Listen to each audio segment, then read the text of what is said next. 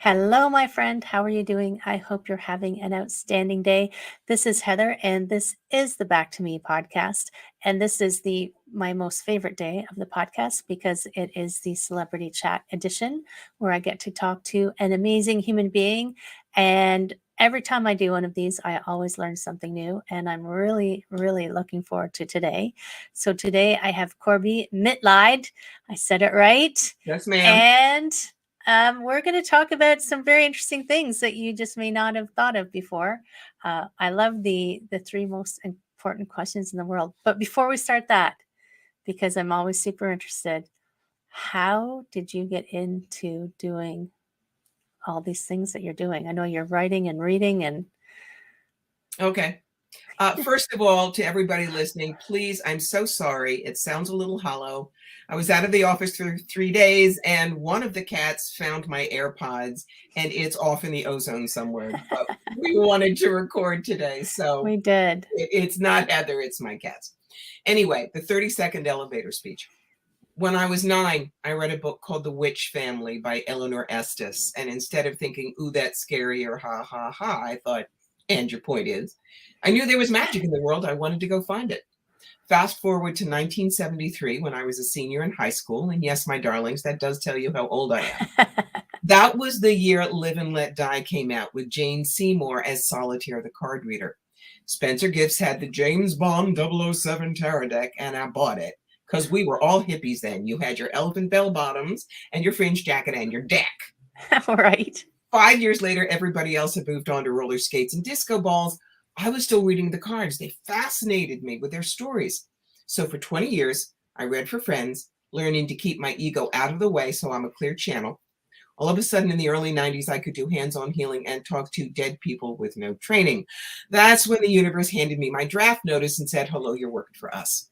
So I did it part-time while I had a very checkered career otherwise until 9/11.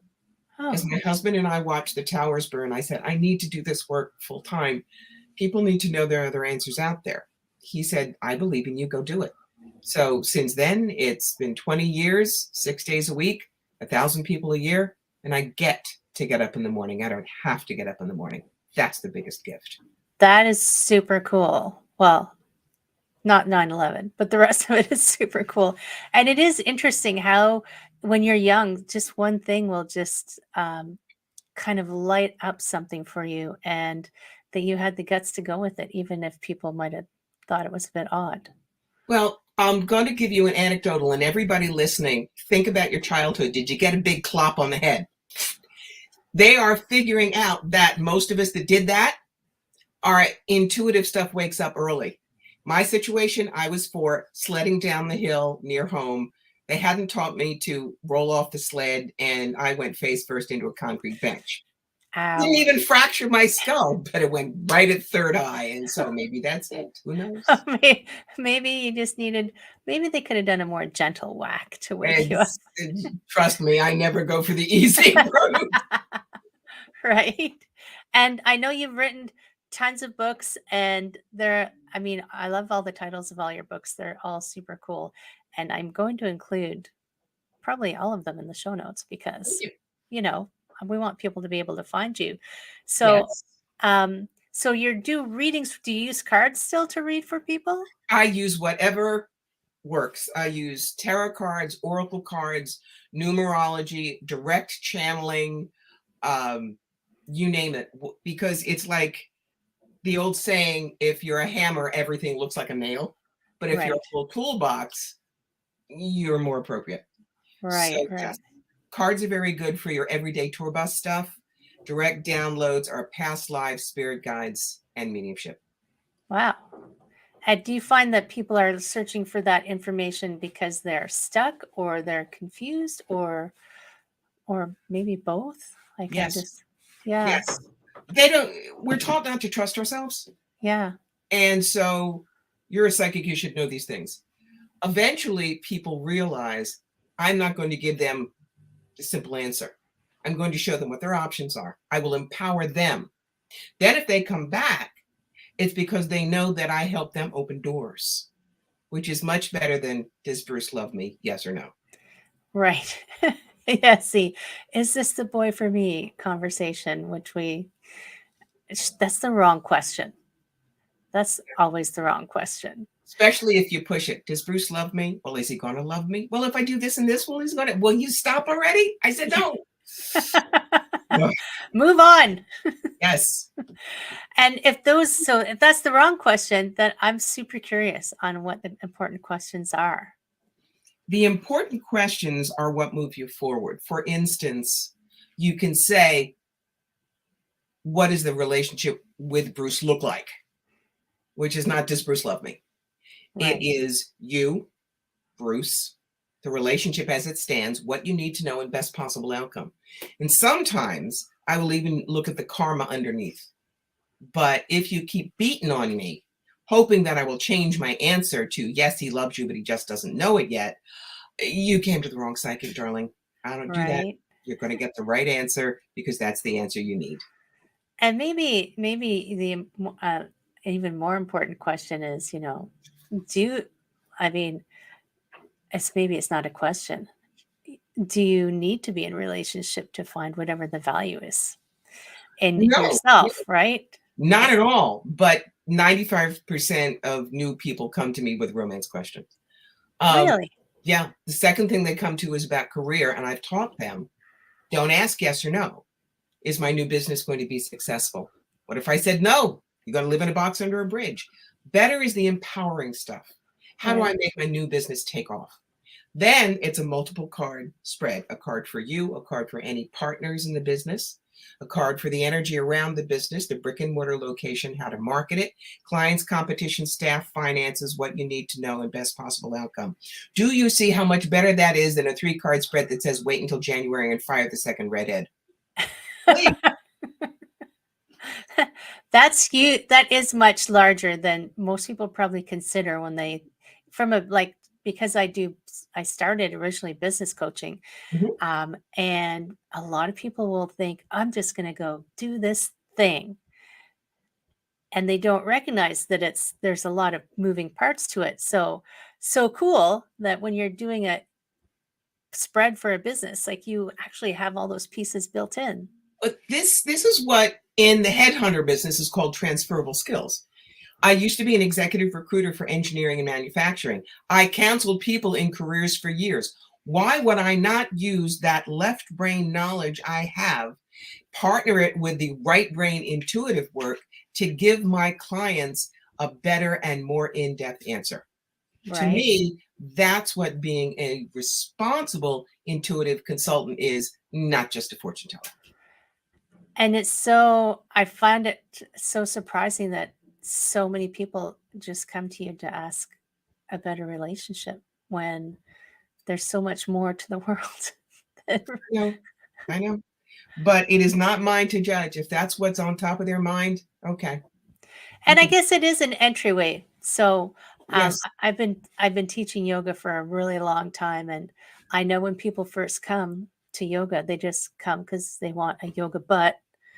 But what, Please. but it's like the entry point for them, which I'm not going to judge them for. I understand that's what social media, that's what um, advertising is feeding you. But if you stick with it, you recognize that there's more to it. Mhm. So if they come to you looking for the love of their life and then they realize, oh, there's way more to life, and look at all the things in the world that, It is the difference between reading the back of the book cover and reading the book. oh, I like that analogy. Very Take it and run good. with it. Go ahead, Heather. Oh, I don't have to go Cole's notes now. I get to read the inside. Yes. So if we talk about, what's the think like a Martian? Tell me this think Oh, I like a love Martian. that. We go through life judging, whether we know it or not. And it runs through our head like one sentence. Oh my God, they're going to be so mad at me because I'm late. Oh, geez, she looks terrible in that. Wow, I'd really love that car, but I'll never be able to afford it. Why is it that thinking like a Martian blows that out of the water? And the simple example I give is, Heather, if you and I were sitting across from each other and you had water coming out of your eyes, I might instinctively say, why are you crying? But Glebel, the Martian, who lands this little saucer and has the assignment of go learn everything about humanity, comes toddling over to you, all excited, looks at you and says, "Why is there water coming from your eyes?" And the Martian might get the better answer, because maybe your contact lenses are bugging you, or maybe you have allergies, or maybe there's an emotional basis. When we ask questions just based on what's presented to us, as Barry Neil Kaufman says, questions are not so much signs of doubt as the ability to crystallize what we know. Cool. And it's interesting. I mean, because we put language on things, language gives, it's almost like the language we use can sometimes be the answer that we want or the answer we expect. But I mean, you said, why are you crying? Polls. What's that? Look at political polls. Oh. I guarantee you the survey you take is arranged so you have to give them the answers that they want. Oh, yes. I remember stats class. It's like, what answer do you want? I can make that happen. Mm-hmm. And we don't recognize, because then they quote the stats back to us, right? It's like, oh, this proves it.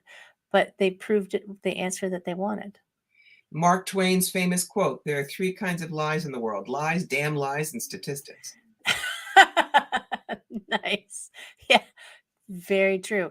And that's like how to step out of the context of you and the ongoing conversation in your head is such a practice, because we can say, yeah, think like a Martian, don't prejudge, but you've already done it before you even recognize that you did it. It's because that's how we are taught to live. When we are so afraid of being wrong, because the world judges us that way, we always try to figure things out first. It's why someone is talking to us, and I guarantee you, we all do it. I have done it, and it takes practice to get out of it. They have half their words out, and you're already thinking about the answer you're going to give. You're not listening to the whole sentence. But how do you get out of it? You learn to pinpoint focus with an open heart on what are they saying, and you listen to that. Tell the squirrels upstairs to take a nut bar break. I'm listening to this person.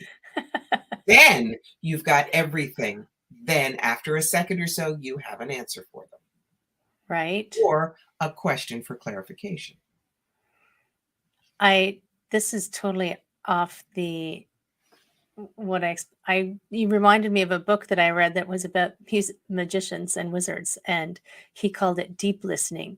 Mm-hmm. And it was a practice that he did where he could actually hear what was being said that no one else could hear. Deep listening is a Thich Nhat Hanh thing as well. And what you're also talking about is what I call underhearing. Oh, okay. Betsy and Joan, they're out to coffee, and Betsy says, "Yeah, the date last night was great. We did this, we did that, the other." And Joan looks at her when she's done and goes, "Stood you up, didn't you?" How did you know? Because the underhearing hears the tension in the voice and the slight desperation on making up a story. Now, that's good intuition. Not everybody can do that. Right. But if she was thinking of an answer, the first half of the story, she would have bought it.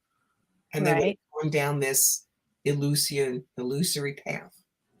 So do you think intuition has, I mean, I don't think it's magical, but I'm going to use the word magical versus just really intensely being aware of the signs of what's going on in life? I mean, the way people move can tell you something. Like you said, the tone of their voice. Yeah. That's top of the brain. That's intellectual stuff. Intuition is the deep gut that doesn't make any sense, but you know it's right. One of my favorite examples for that in doing a reading, there's a certain card in the tarot deck. It's the Three of Pentacles. And normally you see a stained glass window in a church, and a guy is working on it, and it talks about mastery. I don't see it in my deck at the moment, but it's hiding. It is. But I looked at that card when I was reading for a couple in Canada, and what comes out of my mouth was, there is a deconsecrated or abandoned church, and that's where you need to open up a cafe bakery within about 5 miles from here. And I'm thinking, they're going to think I'm insane. But they look at each other, they look at me and go, yeah, we know which one. We've been arguing for 2 years. That's intuition. Right. Yeah. That is not just hearing the tone of voice, right? No, that is coming up from the gut. Something So else. both are useful, but they're very different. And do you think that everyone has some degree of it and they just don't Hell access yes. it? Look, we all have 10 fingers. Everybody can play chopsticks. Some of us love the idea of music, so we study the notes and we practice. 1 in 100 million is Elton John, but we all have 10 fingers. Right. So yes, the answer is you absolutely do, and you can work with it should you choose to. And I guess most people just don't trust it, right? They're afraid of it. Yeah. And I know that there's lots of, like, some people would say that you should be burned at the stake, etc., etc. Although when I went to Salem, I saw that there weren't actually that many that were burned at the stake, and quite a few of them were men, which surprised me. So there you go again with media telling us the wrong information. You see, it's the whole self-help book thing. Mm. You know, my first book, Clean Out Your Life Closet, is Yes. clarity, adaptability, simplicity, and making friends with stress. But in the book, I don't say you have to do everything I do. I present ideas and then give you questions so you can see if it works in your life. Because I remember the very first self-help book I read when I was 13. And the first paragraph was, Judy has a groovy wardrobe. Her hair is fab and her makeup is far out. Told you I was 60s. But nobody likes Judy because Judy's fat. Right in that one paragraph, my entire generation was told, we don't care what you think. We're telling you, you are worthless unless you're skinny. And so people think whatever they read in the self-help book trumps their knowledge. And I'm saying, no, it doesn't. And it's just like, look at how big the self-help library is in a store, and how people can have their shelves lined with these books, and they're not any further ahead. They aren't. You know, I lost a reality show because they wanted to say, and we'll tell everyone, nobody can do what you do and you're the only one. I said, wait, that's a lie. I have spent all my life telling people I'm not special. You can do what I do. They said, oh, well, then we're not interested, and went and found somebody who would live the life for them. Oh my gosh. And their integrity is more important. Well, I mean, I was having a conversation the other day that the reality TV is as far from reality as you can get, because it's an oxymoron like jumbo shrimp. Yeah, exactly. Well, this is what we want to show. That's not real. Okay, but that's what we want to show. So too bad. But the I wrote down the word answers and I can't remember why. Sometimes the thoughts come and go faster than I can grab onto their tail and pull on them. I know. But it is true that, because this is what I was thinking. So they're looking for an answer, but they don't want to do anything about it. So like them saying, just tell me Bob loves me. You're like, no, you've got to have different questions, and it might take a little introspection and work. No, just tell me the answer. That's living life through Cliff Notes. Don't make me read the book. Just give me the answers on the midterm. So no. So they have a shelf full of books. They've only read the back of. Now, yes. I fully admit that one of the first self-help books I remember getting was way back, and it was a Tony Robbins. And I think I read the first chapter and a half, and that was all I read. And it was one of the big fat ones. Yeah. But I will say that it did help me, because I can't even remember what the statement was at this point, but it said something. And then I'm like, okay, I guess I'm getting divorced. So, some of them are very, very useful. But the example that I just threw up my hands about, and that's why I wrote my book, like there was someone who said, forgive me, I have to say yoga. You should get up every morning 2 hours early and do yoga, and also avoid food with leptin. If you're a mother in Milwaukee, you're a single mom with 2 kids and a job, you are not going to do that. You need to but sleep. The book says, do this or you won't be happy. And Right. that's what I object to. Yeah, no, I agree with that. Is that because every person's situation is so unique. You can't Mhm. just hand them a prescription No. off of like your photocopier and say, this is it, this is it, this is it. Even people will ask me what kind of the yoga they should do, and I'll say, what kind of yoga do you like? Right. That's the kind you should do. I'm I like, think diets. Some people are great with keto. With me, it threw my cholesterol all to hell. oh So I'm my. doing Mediterranean now and I feel better. And they'll say, oh, it's too many carbs. And oh, you're doing that. I'm sorry. My body tells me what it wants to do. And I'm going to listen to the body that I live with, not some book. Right. And we do want the just standard, this is the answer. Mhm, And diets is a perfect example. We jump from the fad diet to the fad diet because this is the final answer. mhm, And in reality, I call it an experiment of one. So you're an experiment of one, and that's going to take you a little bit of work to figure out what works best for you. mhm. And I had a friend who did paleo, and she's like, "Oh my God, paleo was so amazing. And this. And I tried it. I was like, yeah, no, it's not for me. But I also don't think I can do vegan. And I can't, Mm-mm. I need to weave my way. Yep. I know. I need what I cheerfully call dead thing too, but you bless it good and you thank it for what it did. Right? It's like, yes. I mean, I look at the animals in the wild, and I don't think they apologize when they consume their prey. Mm-mm, They might apologize, but I do appreciate all of the live things, movable and non-movable, that mhm. help me continue my life journey as I go. Um, so I like to think. So what kinds, like, as a practical, when Yeah. you were trying to think like a Martian, what practical things did you try to catch yourself? I would write down conversations that I was having in my head and I would look and see, am I asking questions or do I Oh, think I already know the answers? oh, Um, I would look at how I'm feeling about a relationship and then I'd say, what if I took the emotional charge off of it? Look, I've been with my husband, 22 years. We've been married 20. It has not been easy. I got my third bout of breast cancer 18 months after we got married, and the doctors turned me from this gorgeous Dolly Parton figure to a fat fire plug with permanent side effects, which completely changed our idea of what marriage was going to be. It took work. It took learning to listen to each other, not listen at each other, which is that halfway thing. yeah, It took getting out of our own pity parties. And so when you realize that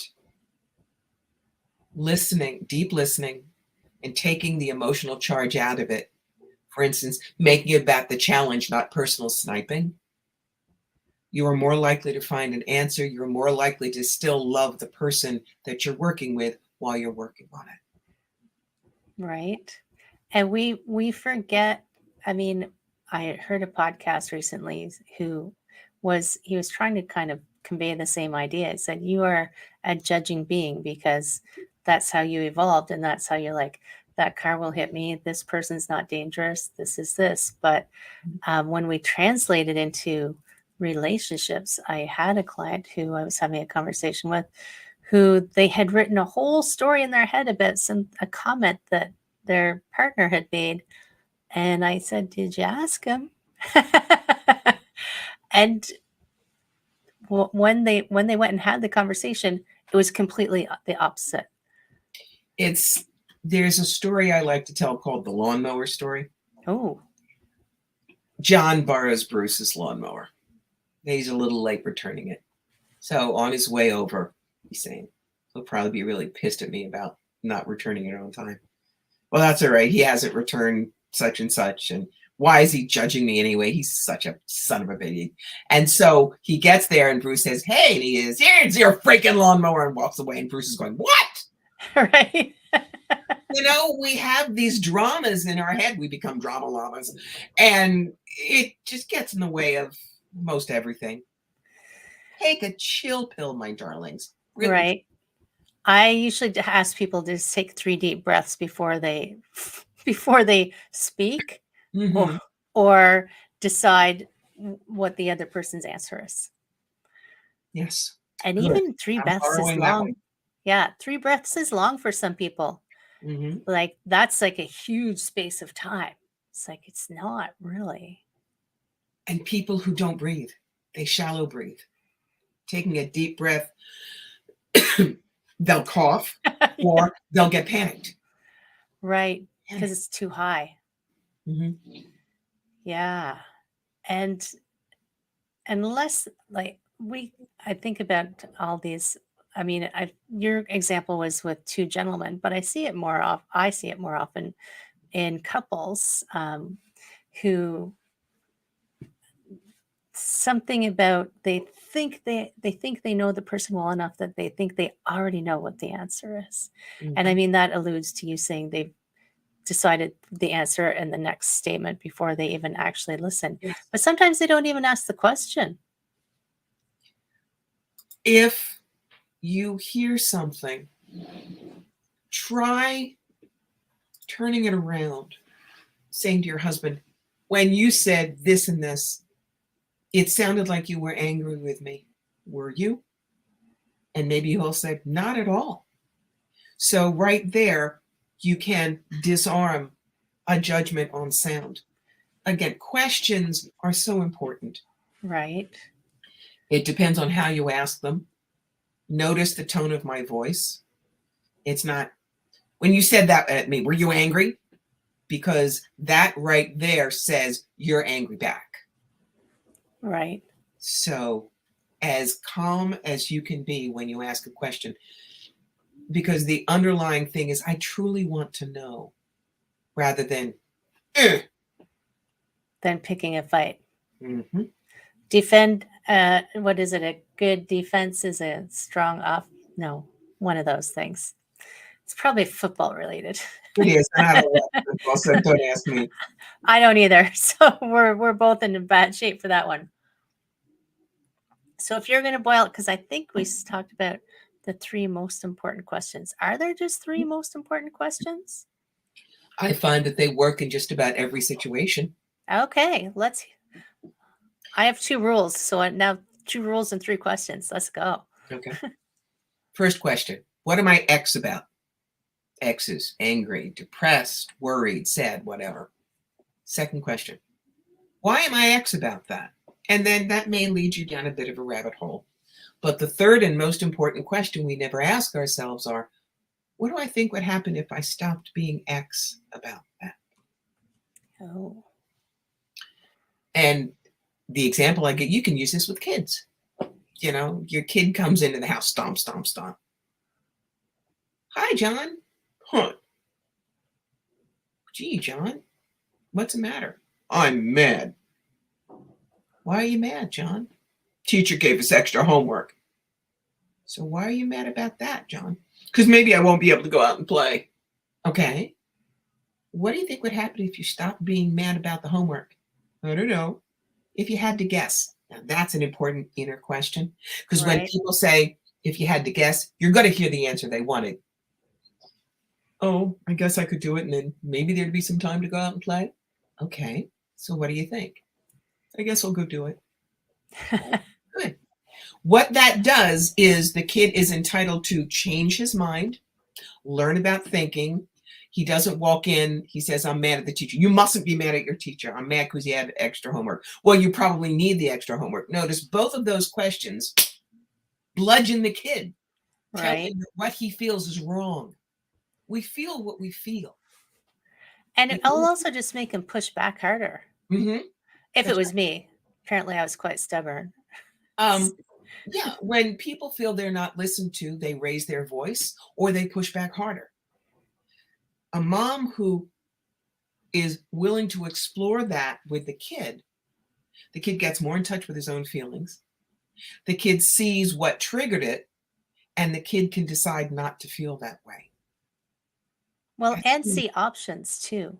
Like Mm-hmm. when you're in that kind of emotional state, there's not a lot of options coming to your mind because it's taking up too much brain space to be in that emotion. Yes. Yes. And kids need that space, and we have to teach them how to take it. You can teach grown-ups too, can't you? Yes, but if you can start with kids. If they're already grown up, they might not have had that opportunity. I just want to give them the opening that they can still learn. Not our generation, I totally agree. You can teach an old dog new tricks. Come on, Corbie. I have Maine Coon cats. They will be Okay. taught when and as they choose. Thank you very much. Right. True. True enough. True enough. But I like the sequence because it's so easy, Mhm. right? Like it can't, because I've talked to people who can't actually identify what emotion they're feeling if it's not anger. Mhm. So sometimes just that first question is enough to kind of have people go, well, I don't know, something. They can say they're not happy. Well, what does that mean? There's a whole bunch of not happy things we could put on that. Mhm. I was talking to someone recently who does emotion code. Have you ever heard of emotion code? I have. Yeah. And it was interesting because he identifies with there's 60 odd, he calls them negative emotions that they clear. And if your vocabulary is limited to I'm mad or I'm not mad, then you're so limited to the breadth of emotion and also being able to defuse the bomb. Mhm. Mhm. So do you find when you're doing readings that you can help them unpick those things, or is it Yep. something entirely different that I can't even imagine? When I do a reading and then they react, and it's a reaction, not a response. Oh, React is visceral, response is thinking. I may say to them, why'd you say that? I'm afraid that. Why are you afraid that? What do you think would happen if you stopped being afraid? Dawn breaks over Marblehead. So yes, I use those 3 questions in my counseling because I'm not a fortune teller. I'm an intuitive counselor. So right. I will use all the tools I can to empower my clients. I won't lie to them. I won't sell them a $600 blessed candle if their business is going to trash. But if the business isn't going to work, then what do you want to do afterwards? What can you save from it? How can you move forward without feeling guilty about it? Giving them all of these options and then letting them process their emotions through that. That's very awesome. And I mean, there's so many things in life that hold us because we're afraid of something.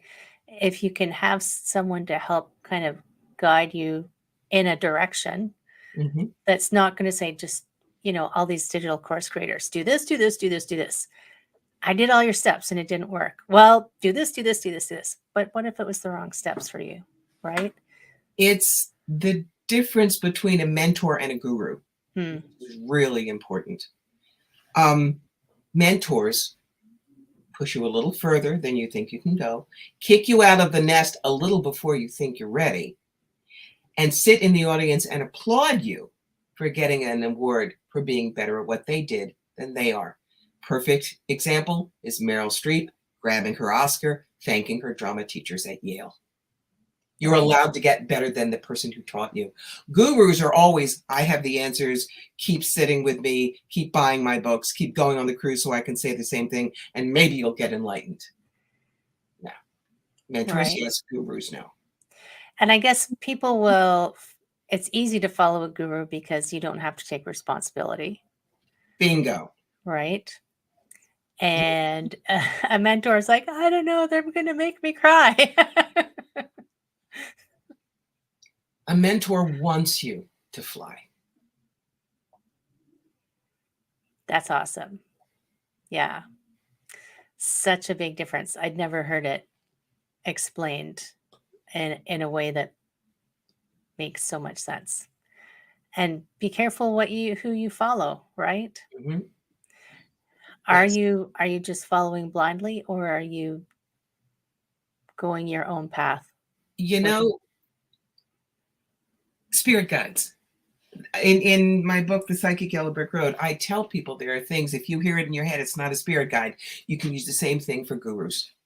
They will never chastise you in a sharp voice, putting you down. They'll never tell you you're better than everybody else. They won't encourage you to do something you know is wrong for you. Gurus can do that. A mentor will not. Right.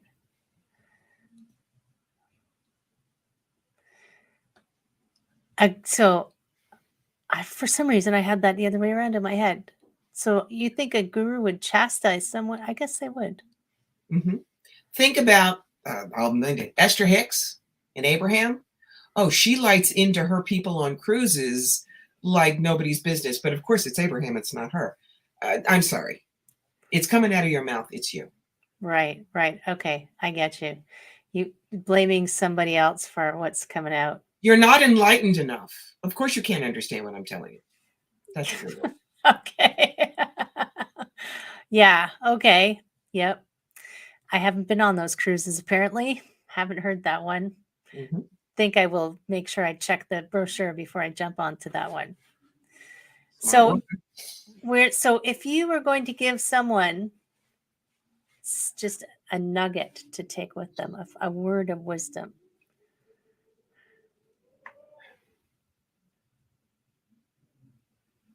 We're only here once. Yes, there's reincarnation. But the Corbie recipe, the Heather recipe, we're one and done.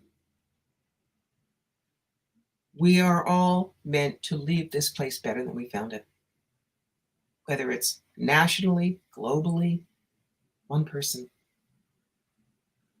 Reach out with both hands and your whole heart. You will get more answers that way that feed both of you. Reach out. We are all we have at this point. And listen. Do that deep listening. Amazing. That's like a whole year's worth of deep thought right there. Thank you so much for sharing your time and your wisdom. It was a pleasure. Thank you. Yes. And in the show notes will be the links to everything to find Corbie. How many books have you written now? I've written 3. 3. 3. Oh my gosh. Self-help is Clean Out Your Life Closet. How to use intuitive counseling is The Psychic Yellow Brick Road. And if you're nuts enough to want to do what I do, the 3rd book is called You've Got the Magic, Who Needs a Genie? I'm so going for that one. Okay. Awesome. So yes, friends, check the show notes, click on through, check out Corbie. Don't be lost and don't be alone. You can have what you want and what you're supposed to achieve in this life, right? Thank you so much, Corbie. I hope you have an outstanding day. I hope you find your earpods. Take care, my friends.